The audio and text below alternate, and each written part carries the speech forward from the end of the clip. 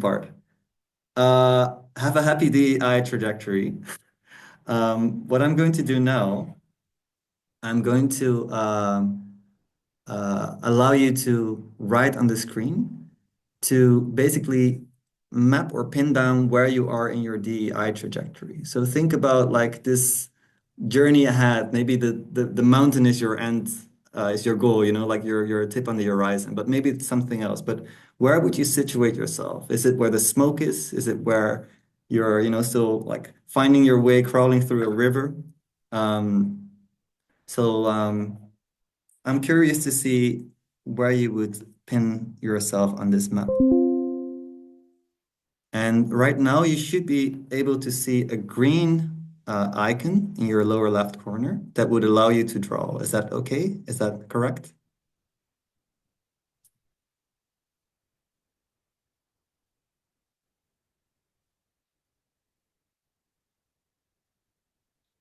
All right. I see a first pin on the map, or many.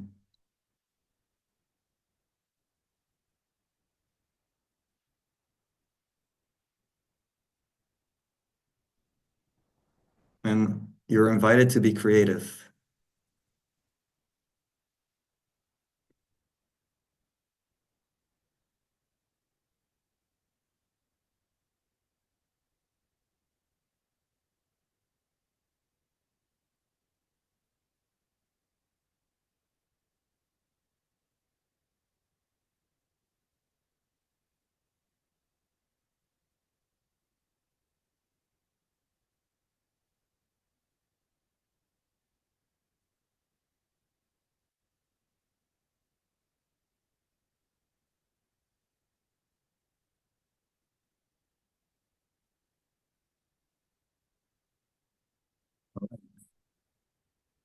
And now,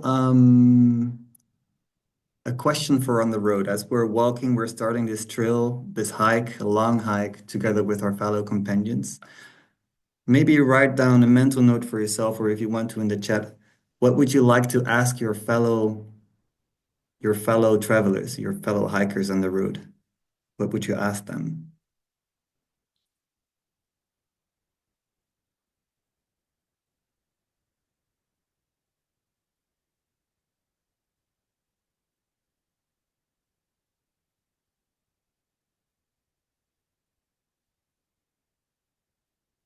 All right, I see a question. What's your biggest challenge?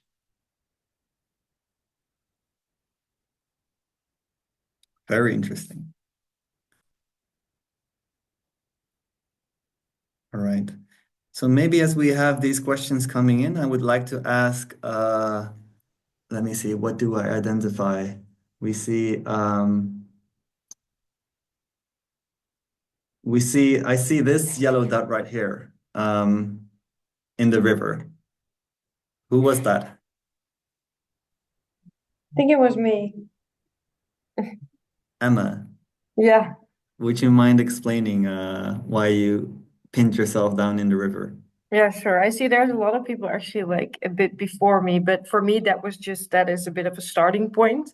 Like that's why I put it there and not further away. But I feel like the whole like the day theme is a bit new to me, but I would say I'm like a day advocate in the organization. I think over the past months, me together with some colleagues have identified that this is quite a challenge, and I've tried to sort of trigger people with conversations and questions. And I got really excited about the learning trajectory, but I'm very much at the beginning, sort of seeing where my place is. Also, like I'm the youngest person in the organization, for example. So, sort of, and how do you then, I don't know, stay healthy, what I already read in the chat, and make sure that people take you serious while also sort of trying to trigger a bit of change.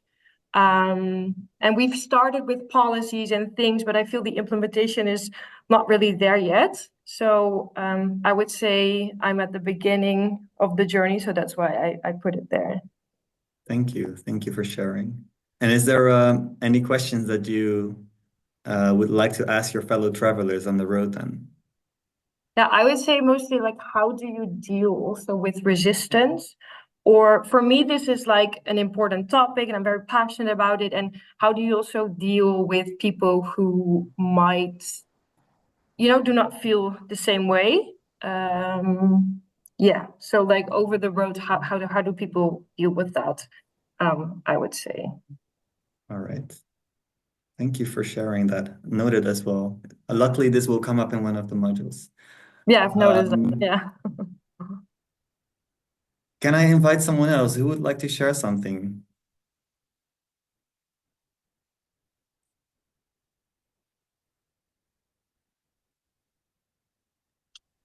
Maybe this yellow indication of a person in front.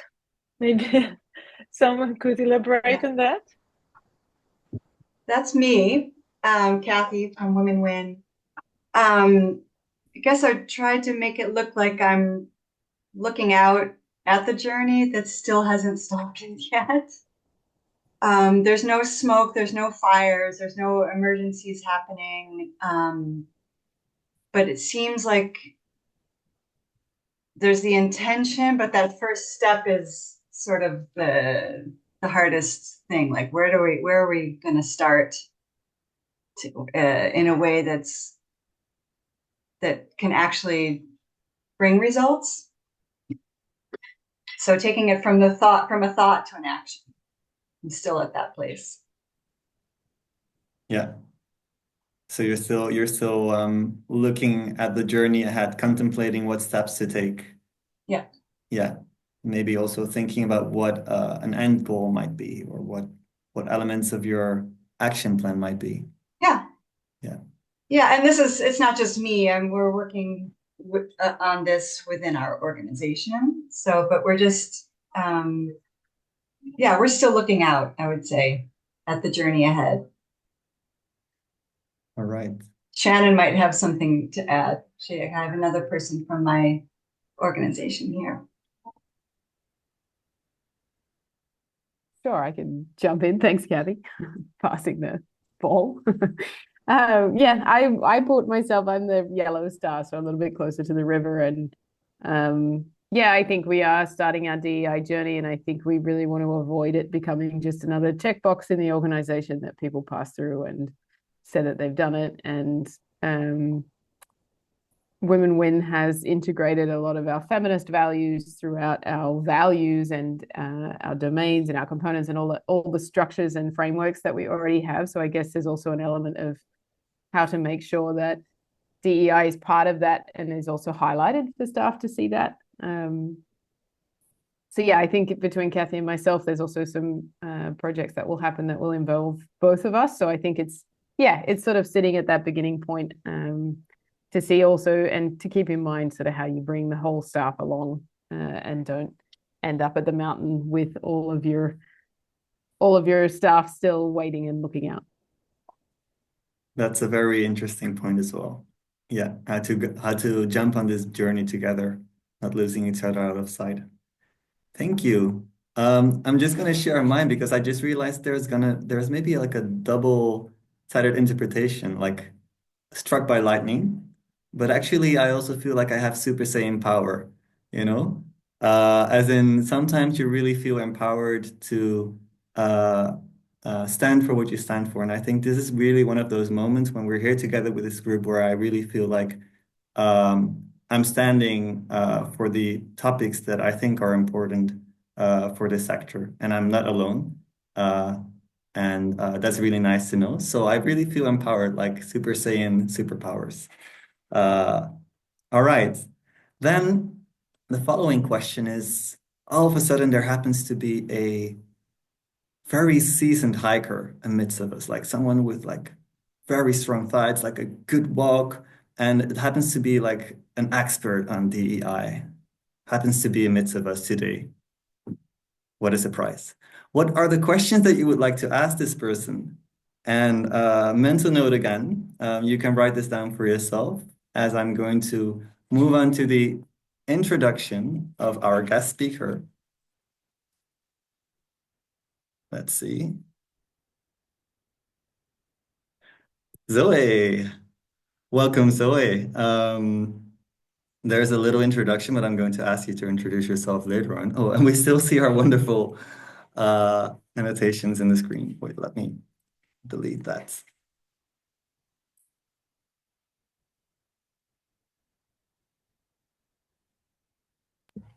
You can also leave it on. It's lovely. It's also lovely, yeah. Yeah. We could. Maybe a new suggestion for your new book Yeah, cover. exactly. Yeah, yeah. Um,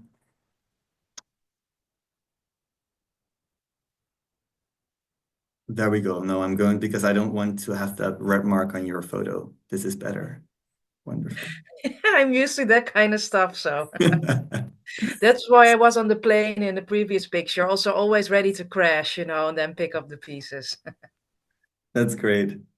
Well, Zoe, I'm so happy for you to be here with us because I have to say the Inclusion Marathon was really an inspiration for me to uh, get this learning trajectory well ready to actually think about what learning together might mean. And I think the book was written for organizations to understand how they can start working on DEI, what are the different like elements of that. But it was also, in my experience, written for people such as us, DEI professionals that are sharing their experiences on, what they encounter along the way. What are some of the challenges? What are some of the practices that worked for them in their context? And that's why I thought for the opening of this session, when we're talking about designing DEI, it would be wonderful to have you here with us. So thank you for being here. And I also shared a couple of other books that you've been writing. So it's not just the Inclusion Marathon, it's also Have You Imposed a Muslim for Man, which you might liberally translate as Do You Have an Angry Muslim at Disposal for Me, which is talking more about media representation and I believe in diversity. And then also a survival guide about uncomfortable conversations. And when it comes to uncomfortable conversations, I believe you're really someone who embraces that as well, the discomfort. And some of you might know you from your LinkedIn posts that are also quite provocative. But I was wondering, can you share a little bit more about what these types of posts that are provocative or, trying to open up conversations, what does it tell about you and your motivation to actually get started in this topic? Well, wow, thank you for this elaborate introduction, Gigi. And I'm also very happy to be here because I think these kind of spaces are so important for for us, or especially for people who are working in this field and trying to change their organizations, especially also in the field you are in, is very important. So thank you for having me, first of all. Also a lovely exercise you did with the connecting, because I was well, of course it didn't work with me because I'm very clumsy with all that kind of stuff, but I was immediately thinking on the plane, because this is also because I'm a writer and a journalist. I'm not like yourselves. I mean, you are actually doing the hard work from inside organizations, and I'm mostly from the outside reflecting on the diversity professional a job, like and that's also what we did for the Inclusion Marathon. It's in the Dutch context of DEI, and we interviewed over 40 DEI professionals about their work, what they encountered.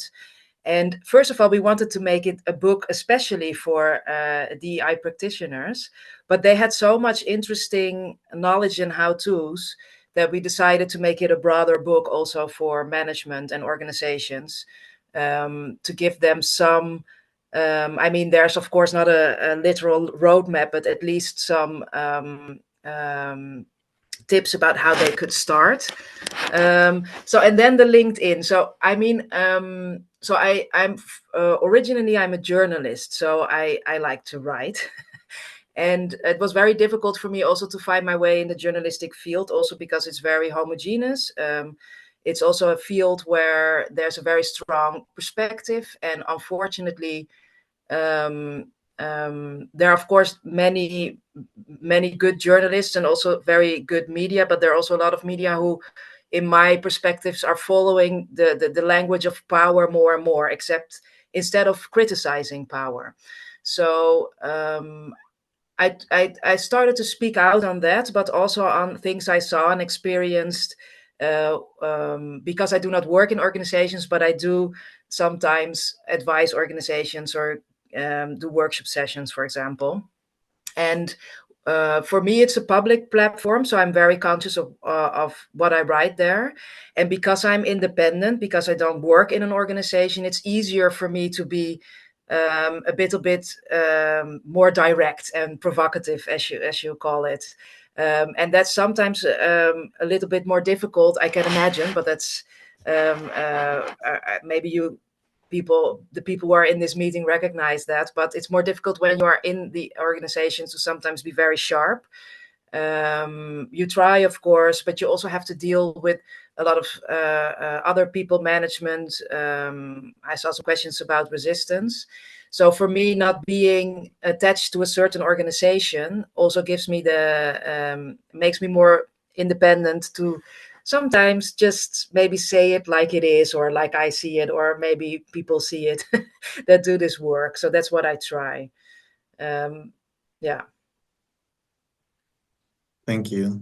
Yeah, and I think that might be a big difference for most of us, as I think um, most of the people in this space are doing DEI on the side of their own job, or they might have been hired internally to take Yeah. on that role, Yeah. which gives a little bit more extra space, but still really you're really put into an organization. So that makes a very big difference. Yeah, and also if I can add to that, I think it's also because we're going to talk, or you're talking today about designing DEI, and what I often see happening is that it immediately goes to like what kind of strategy can you choose, and this is all very important. Like it's focused on content, but and how you can develop this strategy and what is necessary. But what's also very important is that we look at the role of the DEI professional, because it's a very complicated role, and which something I'm thinking on now and working on now is what do we do with the persons that have this role in organizations? Because, for example, we find it very normal that a CEO, for example, gets paid very well because he has a very riskful role in an organization. He can be fired at a certain point because he's not doing the change or whatever he or she needs to do. But the same goes for DEI professionals. They also are asked to help an organization to make a difficult shift, which also has to do with discrimination, for example, with pain. So there will be a lot of people who are not your friends per se when you do this role. So it's also very important, how are you protected as a DEI professional within your organization? And also next to that, but I think that's in a later stadium in your course that you're going to discuss also mental health. But also in designing DEI in an organization, it's also very important to look at the role of the DEI professional. And definitely when it's considering DEI ambassador, for example, so that it's what you're saying actually next to your job. That also says something about the strategy you can choose, because you also have limited time, but the expectations are always here. And that's also something which is, of course, not possible. So that also says something about the strategy you can choose. Yeah, that's an interesting perspective, Zoe, because it's I think many people would think about designing DEI in terms of an action plan, but not in terms of uh, a human resource, like a person leading this or a group of persons leading this within an organization. Um, it's a very interesting topic, but I would like to look back a little bit to Sorry. understand. No worries. To understand as well what you and Kauthar, the co-writer of this book, made you start writing the book, and what were some of the important elements that you really wanted to include in a publication. Yeah, so I wrote the book together with Kauthar Bushelicht. A few months before the book actually was published, she got into parliament in the Netherlands, which was very awesome. But unfortunately, she also stepped down a few, like half a year ago. So we wrote the book together, and it started because I think if I talk from myself, so for me it started when I wrote "God an Angry Muslim" for me, because I also saw people in DEI roles trying to make a difference in mass media, and saw how they were also struggling. I also read On Being Included from Sarah Ahmed. I don't know, maybe some people know it, but if you don't, that's a very good book tip if you are in this profession. So Sarah Ahmed. She also writes about being a killjoy, for example, which you often become if you have this role in an organization. So Kauter and I were also friends, and also both working in journalism, and we talked about this role, and we were very interested in what do people encounter that have this role, and what are the things that are holding them, but also the change back. What are things that are helping them? So and it was also for ourselves to learn more about this. So that's how we started, and we started to interview a lot of people. And what was important for us as well, and also something I stayed on working on also after the book, is the what power means, power relations, within diversity, equity, and inclusion. But also for us, I think when we started to talk to all these interesting professionals, we did also feel that, as I explained before, it would be interesting to make it a broader book also for organizations and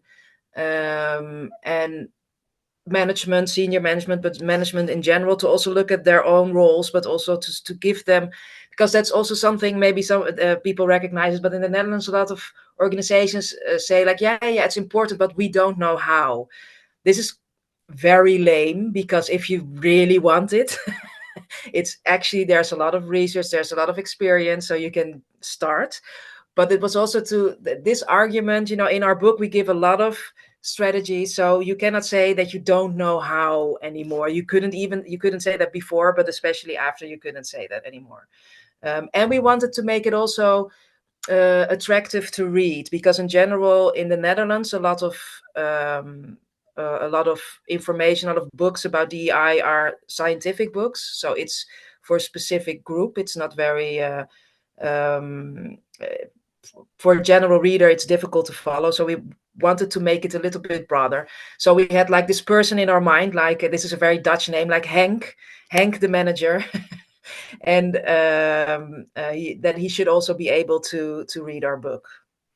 All right. So the target audience wasn't necessarily focusing on the diversity, equity, and inclusion officer. It was broader than that as well. Also, we have different chapters. So one chapter, it's called the organization. So that's from the organizational perspective. Then we have the manager, and then we also have the diversity practitioner. So this is focused really on the role, but also for example, a manager or CEO to understand how complex the role of diversity practitioner is.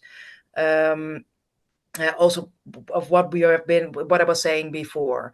But also another chapter is society. So this is also relatively new for, of course, not for the people here, but for a lot of people working in organization. For a long time, people think that you could just walk in a meeting or whatever, or go to your daily job, and then that was your job, and then the world was something else or something, right? So it's also how about the connectedness between society, what happens in society, and what happens on the work floor. Right. Okay, so it may be clear for everybody, there's no excuse to not start your DEI work. The book gives a lot of examples, a lot of strategies. So if you want to learn more about the strategies, look at the book. What was interesting as well for me was the title. So Inclusion Marathon seems to be a metaphor for, running a marathon, the endurance, long-term commitment. Is that correct? Yeah. So and later on, we actually thought maybe we should have called it the endless marathon, because, like, in some sense, a marathon has a finish, right? And I think so. For us, the base is inequity, is justice, and I think we should also be realistic about the human race. Unfortunately, where I think we're not like we are, there will always be exclusion, And I think that's the reason why it's always like HR isn't covering it. So we always will need, I think, a role or some roles for people that focus within organizations on equity, on justice. So it is not something, because you see, especially um, what you see in especially when we were working on the book, what we saw in the Netherlands is that people also wanted like a quick fix, or like some short-term goals and some interventions, and then want to be done with it. But that's not how it works. It's something for the long run. And but I also think we need to and of course our interviewee, based on our interviewees, we need to stay focused on this always. It's not something we can just round off at a certain point. Yeah, yeah. And I'm thinking about the commitment and long-term endurance, like the long breath. But at the same time, we know that within our organizations, we have management, we have senior leadership that is expecting quick results and very clear targets. How would you balance that? Like, what advice would you give for DEI facilitators within organizations to balance that long-term perspective and commitment in relation to short-term results that are expected? That's a big question. I mean, there are also a lot of thoughts about that, but I've learned myself a lot from Terence Gaimo. He is head of belonging and inclusion of Just Eat Takeaway. It's an international a big company for the Dutch people here. It's also the mother company of, for example, Thuisbezorgd. And he started the DEI strategy for Just Eat Takeaway from the beginning. This is, of course, a commercial company, so it's different. I understand. It's different from the field that you are all in. But I do think that what he does is that he has very clear goals and very clear strategies, and also presents it like that to his managers. What sometimes is difficult for us is that diversity and inclusion, equity and inclusion can be quite vague for a lot of people. And the vagueness also makes it easier for management to say, well, yeah, I don't understand it, or what do you mean? Or maybe we do some intervention about unconscious bias or something, and then that's it.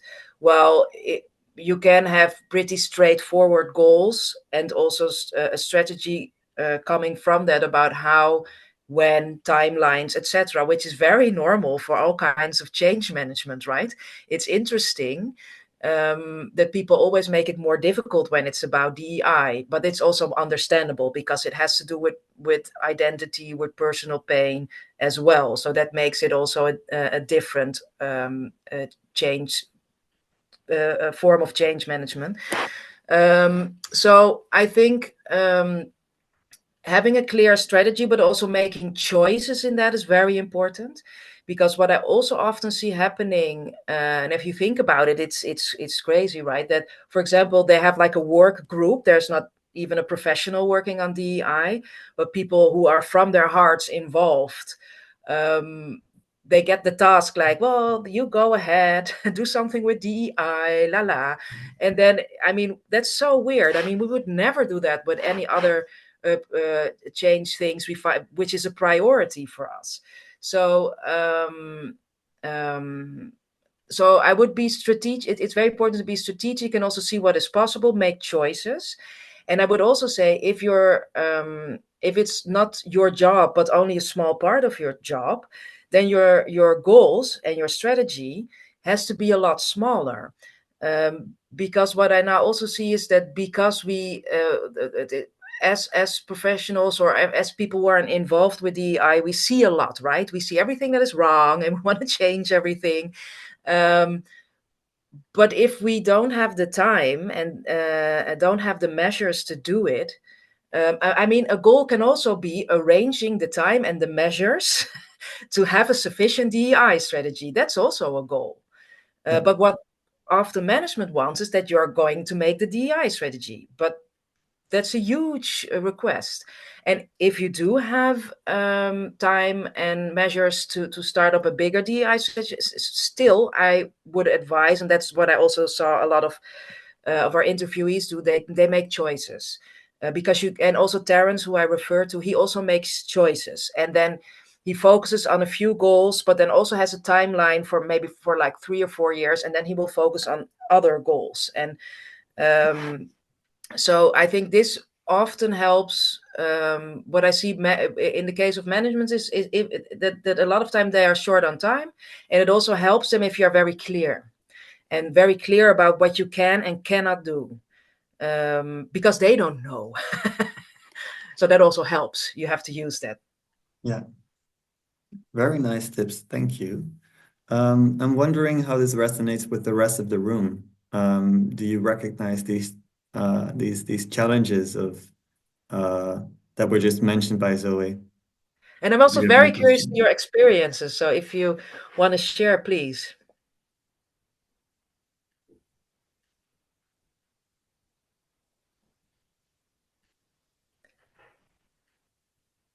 Yes. I want to say something, not because I'm experienced of everything, but it's more like what resonates with me is that you say if management has a clear vision, that would work much better, and we can work from like list and policies, but most important is to create awareness within the organization and set some small goals. If you're not a professional, if you don't have that much time, if you do it besides your current role. So that's what what resonates with me. Thank you. Yes, I think from my side, that same part in my experience, in my previous role as D&I manager, at some point management wanted to save the cost of the whole DI team by giving the task to the employee resource groups or the affinity groups. And at some point we were like, well, that is a massive red flag because you're that is not their full-time job. They're doing this out of their heart and it's voluntary. And we were able to provide a bonus for the time that they were investing on providing for the organization. So those are things that you need to come, and for me, in my experience, what work it's to bring evidence on how ERGs get burned out if you don't provide enough support or if you don't have a DNI team or whatever other team that is taking care of the dynamics that happen there, because at the end it's a volunteer work. And I also found interesting this idea of we don't know how to do it. I think the one that I encounter even more difficult to shift or to work with, it's the we don't have this issue here. Because that requires a different skill. It's not showing you how to do it, it's shifting your mindset, right? And shifting a mindset when you believe that you're doing everything right, that to me, it's more complex. So I think that is one of my challenges at this time. And I think it happens mostly in the development sector because we are all believe we're doing noble work because we're doing it, but we also have our blind spots, and I think sometimes highlighting those without being threatened, it's a big challenge. If I could just jump in, I just want to reiterate, Camilla, exactly what you just said. Like, I feel like one of the biggest challenges that I've experienced is this assumption, right, especially in the NGO sector, that because of the work that we do, because of the values and the principles that we say that we are in support of, then there's an assumption that these issues of imbalance of power, abuse, etc., does not apply. And for me, it's trying to get to that change is before we even talk about everything else, right? Before we even also, especially coming from like a medium-sized organization, small to medium-sized organization, where there is barely any human resources to speak of, let alone any of the other roles and structures that have been mentioned as well. So how to do that, and then in relation, Zoe, to what you said about how then it becomes like the responsibility of the person who is, or the job of as an add-on to a person who does it because they have a personal commitment to it. For myself personally, how to kind of then become not the DEI person because I am one of the few people who is not white, who is not of European descent as well. And then you get kind of like you get pigeonholed into that, right? And how to like, I don't want it to be my responsibility. I want it to be somebody else's responsibility.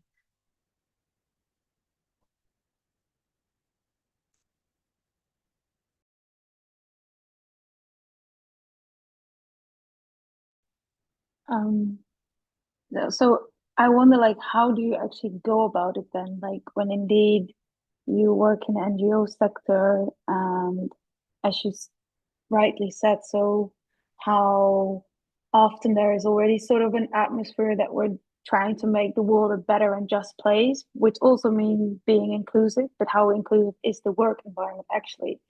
Um, and not having an HR, being a very small team, what are like the first steps you can actually take when you feel like you're the only one paying attention to DEI? And then, yeah, that's something that I put myself at the beginning, on the image we just had to do. So just those are just some questions, like concretely.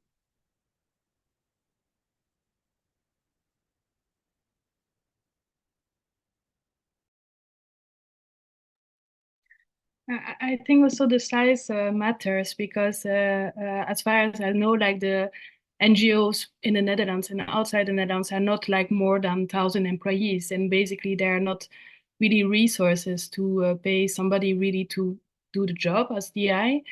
I have the chance to work as DI specialist in an organization, but it was the first role, and I know like after 2-3 years the weight on my shoulders of reaching these ambitions that are actually not reachable all alone, and also you are biased as an individual.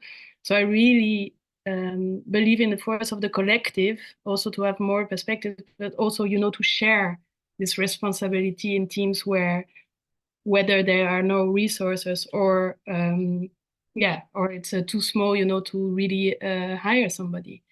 But because it's very difficult also what you said, Zoe, in the beginning, to be alone, inventing the job in a way.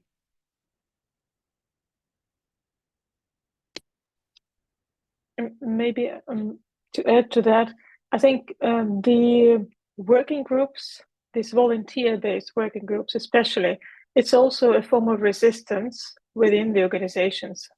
And on the one hand, you want to see the change. On the other hand, you are denied resources to make the change. So it's always sort of a balancing out, like and negotiating, like choosing your battles, basically, like what you want to do and how you want to do it and with what resources. And for me and for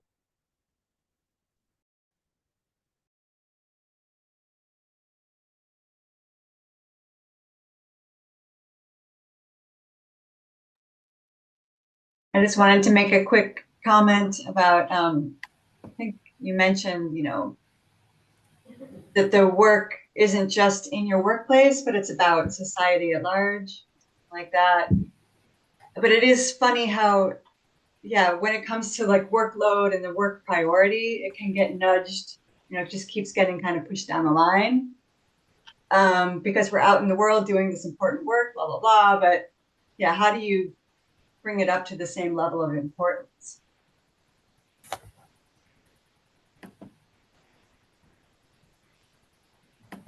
I'm just coming in here. I just want to mention that we only have 5 minutes left with Zoe amidst us. Just maybe for people that still have a very urgent question for Zoe, or Zoe to share anything with us before you have to leave.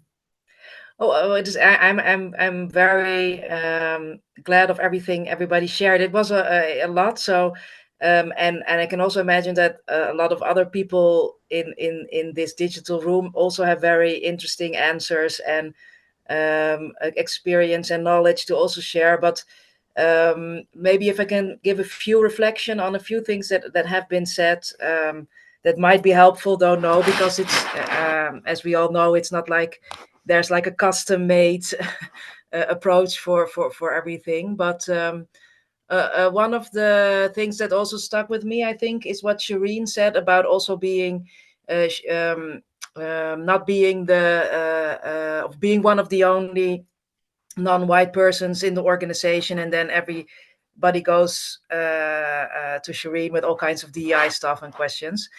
I'm a big fan of the work of Astrid Elburg. Unfortunately, she works in Dutch. Although for the people, I don't know how many Dutch-speaking people are here. But she also has a very strong view on that. She's a Surinamese Dutch leadership expert. But I think I agree. This was a long intro, but that they will see you like that in any case. So that's the thing you also have to deal with in this if you have this position or not. Also, if you are don't have a DEI position. If you do not belong to the norm, especially if you are non-white within white organizations, people will view you as somebody to go to with all these kinds of questions. So I think it's also very important to think about it also yourself, how much you want to have to deal with that, and also make a decision about that for yourself. And if it's and if you don't want to deal with it, also be clear with that. So you can also, but this is also it's also how we are viewed. If you are a diversity professional or ambassador in an organization, people um, will also view you more as easier as a killjoy, for example, that belongs with our position. So how are you going to deal with that? And I don't have like 10 answers how you're going to deal with that. There are definitely some experiences and views on that in the book, but it helps if you have for yourself a very clear vision on what your role is and what you do or do not want to do considering DEI, because otherwise you will get every question. So it helps to make a strategy for yourself as well. What I also heard, and that's I think very important, is that although I was also talking about, of course, organizations that there is maybe already a little bit of change or awareness, and that they at least say they want to do something, because indeed there's a very big difference between saying it and also doing it. But that it's also difficult in your sector specifically, that people are thinking that they are already doing it well. And this makes it more difficult, definitely. For example, to make a comparison also with how the Dutch, for example, view themselves. The Dutch view themselves as very tolerant. If you're socialized in the Netherlands from an early age, this is also what you learn in primary and high school. You learn that we as Dutch were so tolerant. And yes, we also did some, not very nice stuff like colonialism and slavery, but that's like a one black page. We learned from it, and now we're very tolerant. And not only tolerant, we're also a leader in the world on tolerance. So that's what we are taught. So it makes it very difficult for people to change that view, because they are very much difficulty in accepting that maybe they're not as tolerant as they think. And I can also imagine that this like thick brick or plate that is in front of people's heads, that's also makes it more difficult to really break through in some organizations.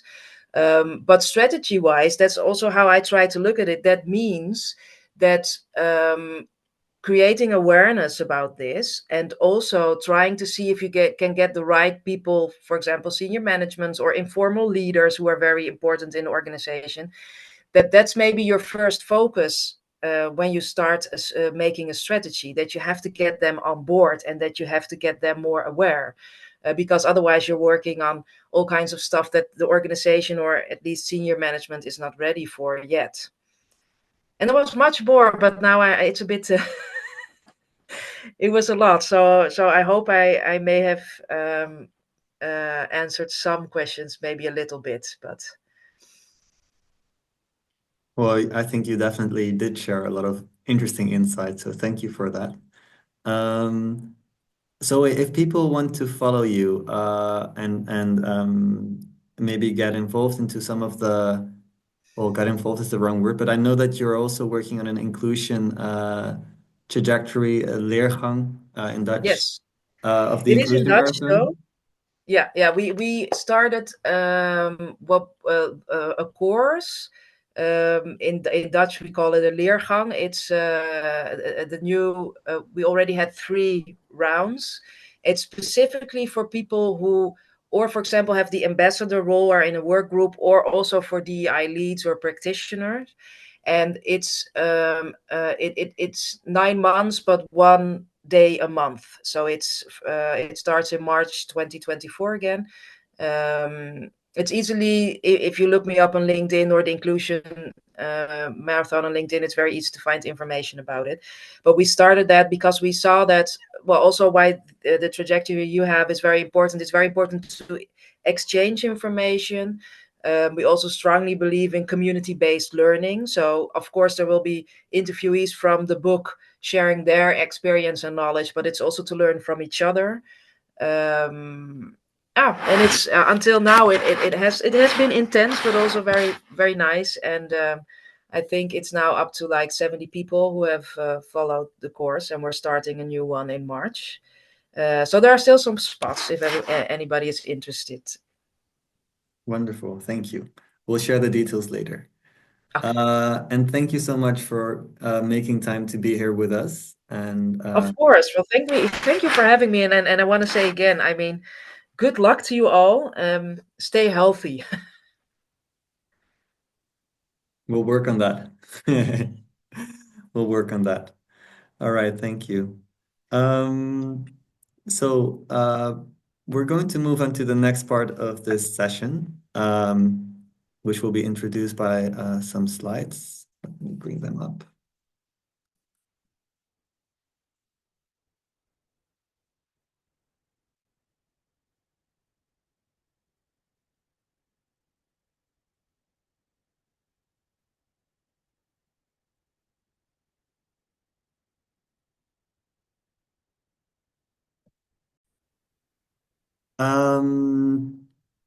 So the focus of this session will be on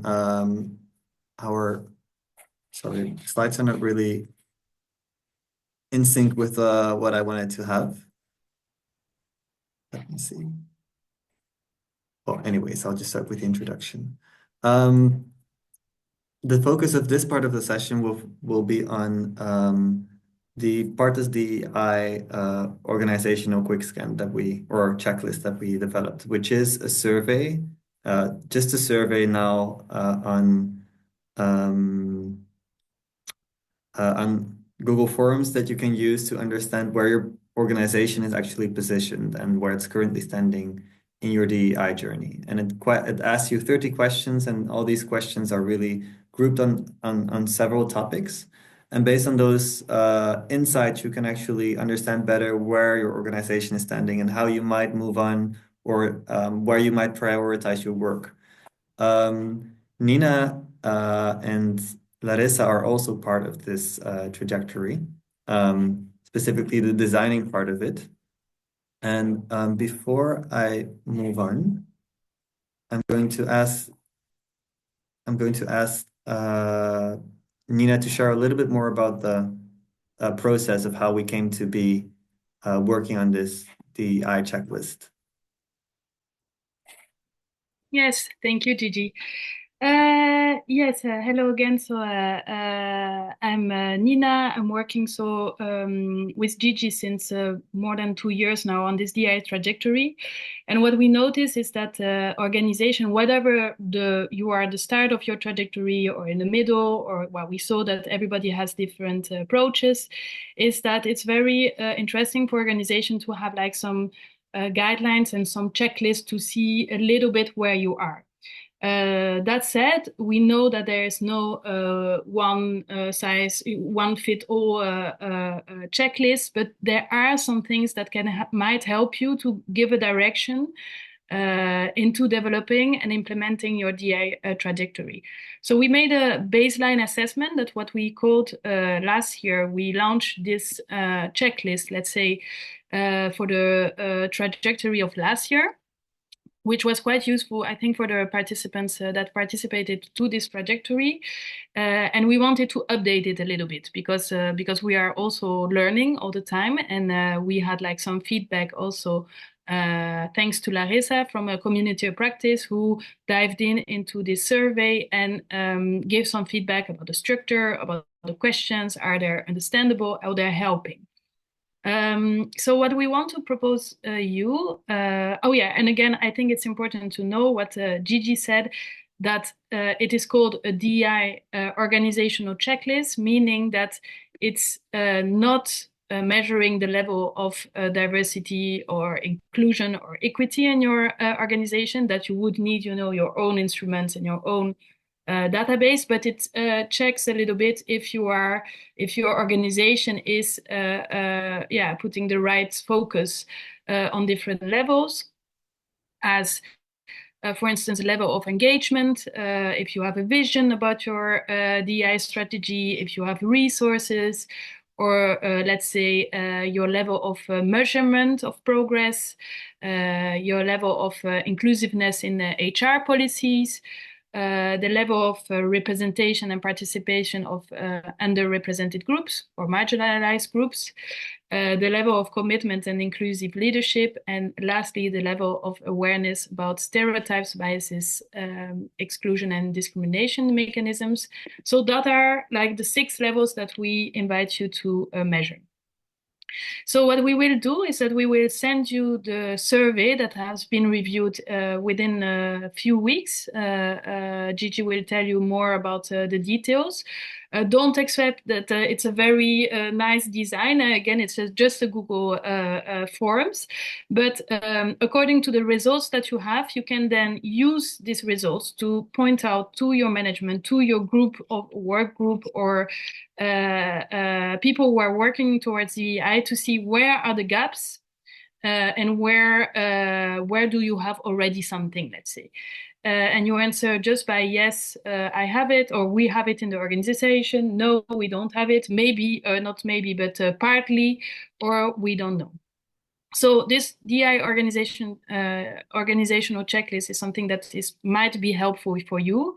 It's also helpful for Partos to see a little bit how the landscape is looking like also in general, but your data, of course, would be protected and confidentially treated, so there will be no name or whatever. It's just to have like some trends also in the NGO sector. And besides this checklist, what we are developing too, and there is also a ask if you would like to participate as members of a steering group, is that we want to give you also a kind of guidelines per questions or levels that will be asked, and to think a little bit more about indicators that can help you, tools and stages of development. What came from the community of practice is that, yes, a checklist is nice, but we would like a little bit more guidelines. So the question that I want to pose here is, first, would you be interested into that? Because we are still developing that. So within the guidelines, having like some information about indicators, like here you can see on the sheet that, for instance, there's a question about, do you have a DI vision and mission? And then you have like specific indicators to say like what it includes. And then you have like next to it, like different phases, like are you still exploring this intervention? Are you in the middle of the implementation, or are you in the next phase of adaptation? So my question to the room now is bye Zoe, is first, would you be interested to fill in the survey, giving feedback if you want on the content? And the second question is, would you like to work with me and Larissa and Gigi and the community of practice to develop this guide that will be besides the survey?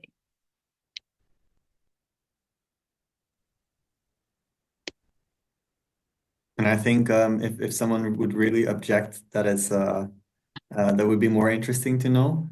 But if you're interested to join the working group that will, start thinking about the indicators and guidelines, then you can put your name in the chat. A little correction, Nina. I think as part of the DEI trajectory, it's really strongly advised that you use the DEI organizational checklist um, to actually mark your start as well, because this will also be done at the end of the program. So then you can also see maybe within those 4 months or later, then I think we'll uh, put a larger time frame. You'd be able to see some progress, and that's also very nice for us to know and understand where the sector is standing. So the question is, if there's anyone who would like to join the working group, join us in terms of time investment per week, per month, I would say it would most likely be one meeting per month with some time invested in that, and maybe a little bit more when it comes to I would say drafting or not drafting, making conclusions and taking next steps. So that might be reviewing a document or giving input on a document, but I would say once a month, uh, or maybe a bit more if the time frame is shorter. But I think this is information that Nina can share, right? Yeah, the purpose is to issue so the definite survey with the guidelines in the beginning of the year. So basically, we have like 2 to 3 months left. So I would say the first step would be, and I think you should also see the survey itself, to take a decision. So you can also like see it by yourself and then join after. But we will have then, I will work on the first, let's say, document, and then we will have 1 or 2 meetings to give feedback and give the possibility to give a written feedback, and then to have a meeting afterwards to discuss the feedback that has been done, because mostly the feedback rounds are raising some broader questions there, and that we have to make choices, let's say, together. So I would say 2 meetings until the end of the year, and maybe some time to review the document itself. Wonderful. Okay. And I think again you can take your you can also say it later when you have more an idea about the survey, which will be issued within 2 weeks. About I think. Yeah. By the end of the module. Yeah. Yeah. And to maybe finish the possible use of a DEI checklist. So you have the questions, you would fill out the checklist. Then as a guiding document, there will be indicators or practices. You can either use that to answer the questions or to reflect on them later.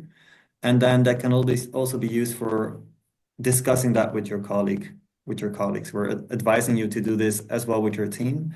And based on that, also think about what a strategy or adaptation of your strategy might look like. And then moving into design, action, organizing, pivoting, leveraging, decision-making at management level based on these indicators that you can actually show. So the point of clarity that was made previously would be very interesting to use when you have done this DEI checklist. All right. Any questions?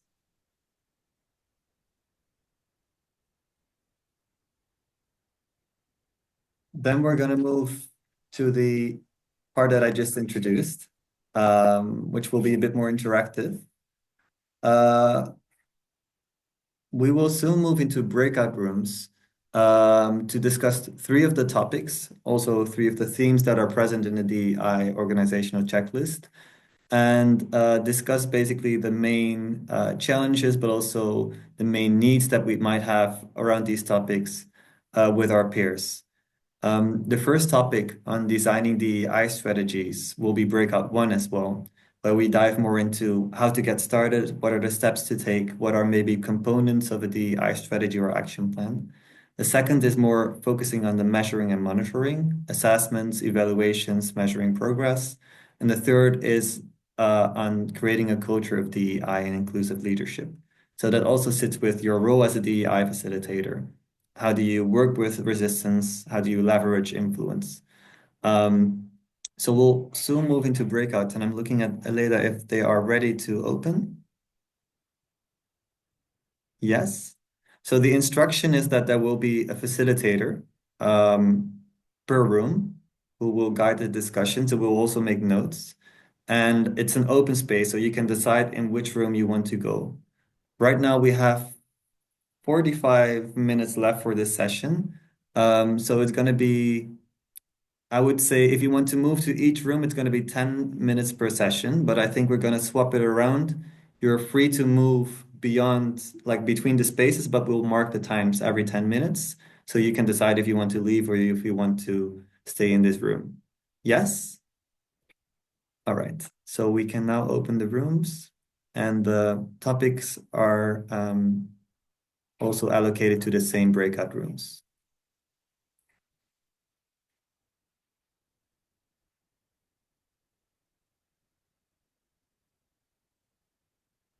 The rooms are available now.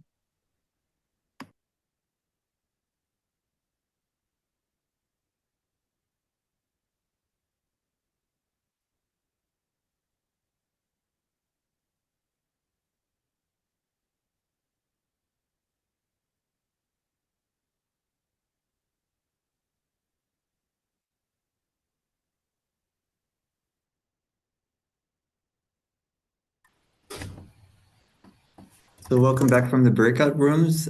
We just had some time to discuss the different topics, and there is definitely never enough time to dive into the depth of all these different questions, challenges that came up.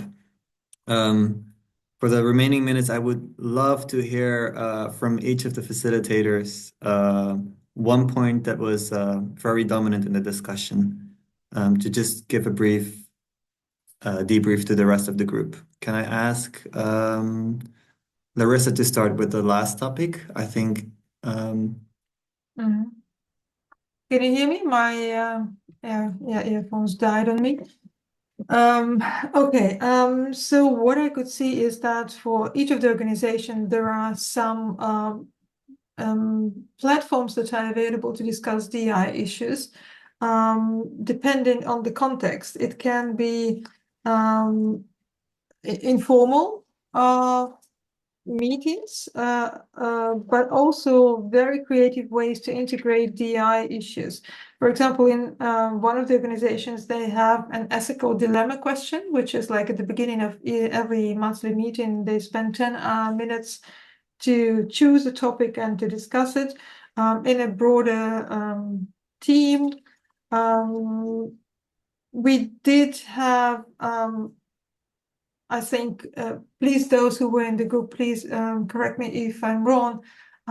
We did underline the importance of having safe spaces also to discuss DI issues. We also thought about being mindful of how power dynamics work and how you can navigate these, let's say, power games while still maintaining DI on the agenda. Which is also one of the challenges that we can see.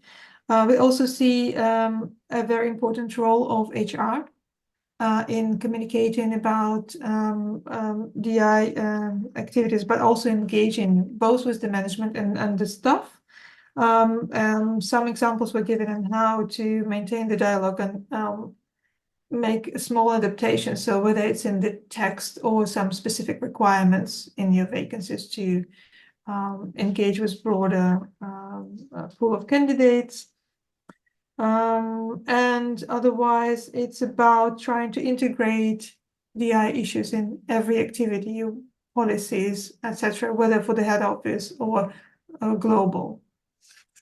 And engagement, of course, when it comes to underrepresented and marginalized groups, engagement with these groups foremost to understand their needs and to double check with, do we reflect the needs of a specific group well enough in what we are creating. Thank you. I'm going to ask you to stop there. Nina, short debrief. Yes, Gigi, it was a very interesting discussion, although we started that it was not the most sexiest about measuring and mentoring, but how the discussion came actually very important elements into the actual context of the NGOs right now, because you can develop many assessment and many data, but the fact is that a lot of organization or programs are at stake and also jobs because of the current cutting funds. And we were thinking about seeing actually also diversity and linked to this context. So into priorities, whether you don't have anything to do with DI, or you didn't start it at all, or you have a person which is in a position of DI officer, let's say, what would be an interesting focus in measuring diversity and inclusion is to focus on compensation and benefits amongst employees, or to gather data on mental health issues and the cost causes to the organization to respond to the very urgent situation, which is like that the organization are at crisis. And then after, to understand like what kind of assessment do we need? Do we need to hire an external consultant? Do we use existing tools? Do we involve the HR into collecting data regarding and nevertheless there would be also the lack of capacity of trust of and the defensiveness against any kind of consultation. So the first thing that I would advise from the group is to sit and to think what is the most urgent to tackle within the organization, so that we approach measuring and monitoring in a tactic way.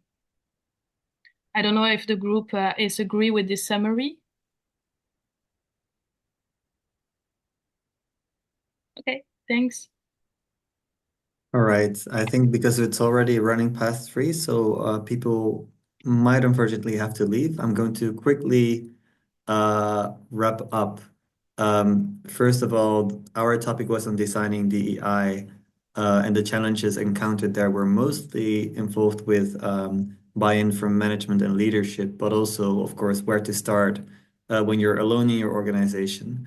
Some of the best practices shared were, first of all, the consultation part. Consultation is key, not do it by yourself, include leadership, but also think about setting up working groups. And then the question is it like an open registration, or do you specifically ask for representation from different departments in your organization, or even international offices as well? And at the same time, there was another interesting example given around creating learning circles. So those are also like indeed awareness spaces where the topic of the I was introduced, maybe a bit similar to what Larissa said, safe spaces to discuss. And then the catch for the people was that this would be organized together with the global constituency, so international partners as well. So that's an interesting way to pull maybe participants in. As people are leaving, I don't want to keep you longer. I'm just going to show one slide that will show us the future of this trajectory, or at least the save the date and what next steps we are planning to take.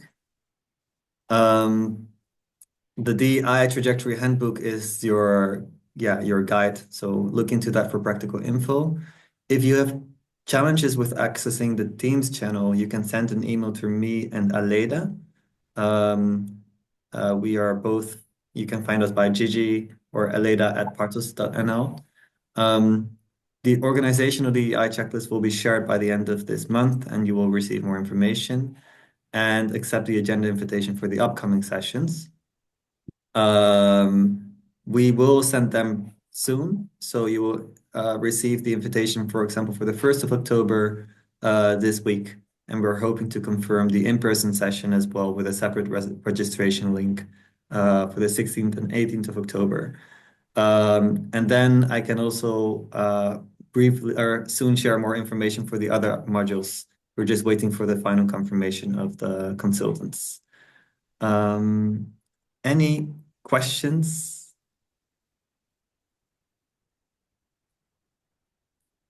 No? Then thank you so much for your time, for investing your time and energy and sharing your experiences. And I'm hoping to see you soon at the walk-in session on the 26th of September, where we can discuss more of the topics if we want to have more time. Thank you. Have a nice day. Thanks all. Thank you. Thank you. Bye-bye. Bye. Bye.